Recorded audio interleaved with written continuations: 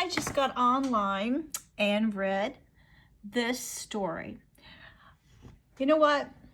People may say bad things about politicians, and they may put them all in one category.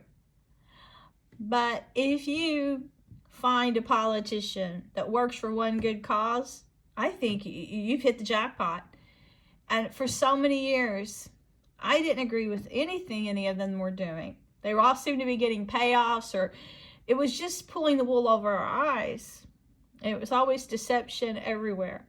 And so when Rand Paul decided he was going to run for senator, I thought we had a chance, because I thought the last nail was getting ready to be put in the coffin, because too many bad bills and things were being passed with no resistance from anybody. And they already had people in Washington talking about FEMA camps and what to do for pregnant women whenever this so-called Armageddon broke out. And they were talking about gruesome things, the most shocking horrors. And when Rand got in there, he did the monumental, record-breaking filibuster. It was better than Al Pacino in Justice for All. And it brought people out of their chairs. It shocked them, but it inspired the United States, because for the first time, his inspiration and his passion for the country was able to put people in their place in Washington and hold them accountable, make them answer for things when they weren't on a leash. Nobody had a ruler, to swat them or whatever. And he added some dignity and discipline, I think, to some of the people in Washington that had been there for so long. They were just able to get by with anything they wanted. They were like their own family there, I suppose. But it wasn't like some countries where they'll give you a progress report, or they'll even film some of their meetings. And I said all along, when you don't, as an American, know what's taking place, you don't get a progress report. If your money is going into tax dollars, you shouldn't be kept in the dark. We should all know what's being done, because the devil can sneak anything under the rug. And people are drawn to money. They're drawn to politics. They're drawn to power. Those are your devils. Now, you don't even trust a lot of your family members. They might have a squeaky clean image, go to court, go to church every week, be good to their kids, fix them perfect meals. But you put some money in their hands, or you get greedy, or you tempt them, or they get around. Some of them are addicted to gambling. Some of them are addicted to sex. Some of them are addicted to cheating. Some of them are addicted to killing. I mean, you've got all these people that sin. Why on earth would you give your money to anybody? Even God does not ask for your money. Even God does not ask for your free will. So, after America started building, according to Kennedy and different people, secret societies, then it became mafia run. When all these things happened, the world fell. I can't imagine Sodom and Gomorrah being worse than the world today. I just cannot imagine any place in the world, or any other planet, as bad as America is right now. Not America, the whole world. The devil is here, and the demons are spreading. And throughout history, it was never this bad. So don't ever tell me history repeats itself. It doesn't. Not like this. This is the end. And so, when my mom got sick, and she got cancer later from so much torment and everything, and so much abuse, she always loved animals. And we never in our whole life were without animals. And as a kid, she had them all the time in the country, and they lived, on acreage. Sometimes she lived in the city, but they always had animals. And so she was rescuing all the animals starting off that were being bred in our neighborhood that people wouldn't fix. She would fix them, and then she'd get them and say she's going to find homes for them. She ended up keeping most of them because people kept dumping animals and just bringing animals to her all the time. Like a neighbor around the corner, her cat, my mom rescued 3 of her litters that she would not get fixed, and they just kept multiplying. After 3 litters, one of her cats got hit in front of our house. And she said, let it die. Well, my mom would never do that to any animal. She wouldn't just let it die and suffer, you know. So she had to pay $350, but she took it to the vet and it still died. But she wanted to save all these animals. And she would donate what little she could to a place called Best Friends. And after a miracle occurred, and my mom beat lung cancer, she said if she ever could go any place in the world, she wanted to go to Best Friends. And she never wanted to go to a luxury place, you know, 5-star hotel. She didn't like to eat out in restaurants very much because she said her cooking was so much better. But, you know, she still took us out to eat, especially when we were kids, you know, Long John Silver, Druthers. But she never wanted to be a burden to anybody, and she never mistreated anybody. But what she said to me was, I help the animals because they can't knock on a door and ask for food. You know, they can't beg. People get welfare and people can ask for food.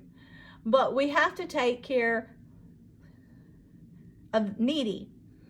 And so before she died, she said, if I get well, I'm going to go find some politicians or someone really rich and encourage them to help the needy animals that are dying and starving. And she said, that's my dream. She said, if I survive, that's my only dream. And so now I see a politician right here, the first one I've known, that's going out of his way to stop animals from being murdered and tortured for experiments. And it wasn't just something he did to win the election. Look at him. He's going strong. He's a man. He keeps his word. Some of these people will say anything and do anything. But he's doing it. He's not lying. He's really trying to save these animals. And he and Mitch McConnell actually stopped a lot of animal testing before election. So I hope you'll find it in your goodness of your heart to read this story and for you to support the cause, to stop animal torture in experiments and animal torture in every other way. And, you know, and love animals, because how you treat your animals is how you end up treating your neighbor. First, we put them to sleep. Now, people are being killed, and they got euthanized in concentration camps. But now people are being murdered everywhere. And maybe later we can do something about, I know China should just mind their own business. I bet people eating dogs, people eating cats, we should stop that. I know they did before in the past. They found a bunch of frozen animals in people's apartments over in Americana, and then they found a bunch of cats and dogs and freezers and here in Kentucky for a lot of Oriental restaurants a long time ago, and Indiana, and later other restaurants, not just Oriental. So they cracked down on that.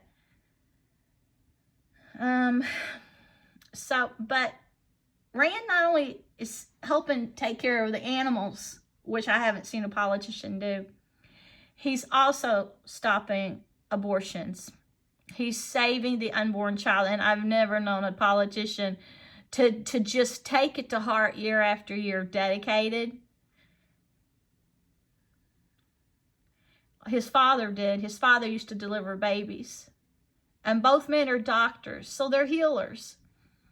And I don't see how anybody could be a healer and turn around and be a killer. I know there are some of your greatest psychopaths were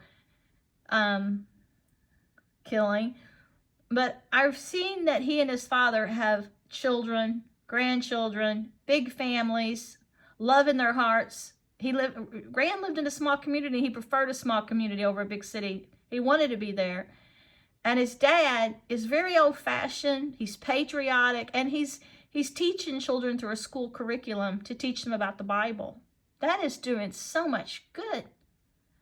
And these other people, they don't even talk about Jesus. And both these men, when I was being attacked by that other group in politics, still being robbed, they sent me over 1,000 friends. And they were strangers at the time. I just met him at a book signing. They will go out of their way to help you. They did me. And I was shocked. They were so generous and kind, and They even talk to me on the computer, and Rand invites me to all his functions. Me and Bob go, like, you know, when he's running for election. It's not for donations. Nah, we're not big contributors financially, maybe 100 here, 200 there, once or twice a year at the most. And I mean, and he'll invite us. It's not about what's in your pocket, because a lot of his functions are free. And if I go to these things, he invites anybody that's, you know, anybody, and he doesn't charge. Whereas other people, you know, $1,000 a plate, you know, a few $100s a plate. He never does. He and his wife Kelly never do that. They're just down to earth. And if you see them in pictures, he's hobnobbing with good people, nice people, Christian people, normal people, you know. And I don't think he's big on these extravagant parties. He and Kelly get dressed up real nice for the Derby, and I'm sure they go to Washington events. But you can tell he's not trying to be flashy, and you can tell he's not a snob. I mean, I don't think he's a snob. And so you think he's getting rich? Do you see him living in a giant house, driving the most expensive car? No. And you see his kids going to private schools? No, they went to public schools. Do you see him abuse anybody? Do you see that he's had a criminal record in his past? I don't. Do you see that he's a wife abuser? No, I don't see that. Do you see he's got a past of robbing people or being violently aggressive? I haven't. I see him volunteering to go overseas and help the needy that can't afford eye exams. And he goes overseas and he does surgery on people that can't afford eye surgery. And he'll be the first to point out injustice, and he'll be the first to defend a black person that a lot of politicians won't. He likes black people just like white people, you know. So just like I do, he's not racist.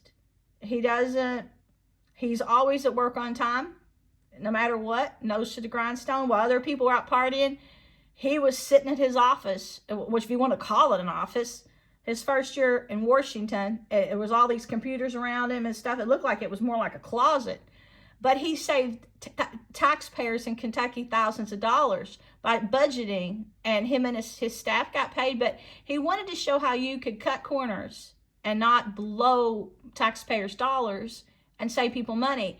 So he lived by example, but he did not have, it looked like a healthy environment to be working in with all those machines around him and stuff. And he was working on a surface. He wasn't even working on a desktop, but he was busting his butt while everybody else was out enjoying, partying, having a good time. He was working hard on all these different campaigns and to clean the world up. So add his page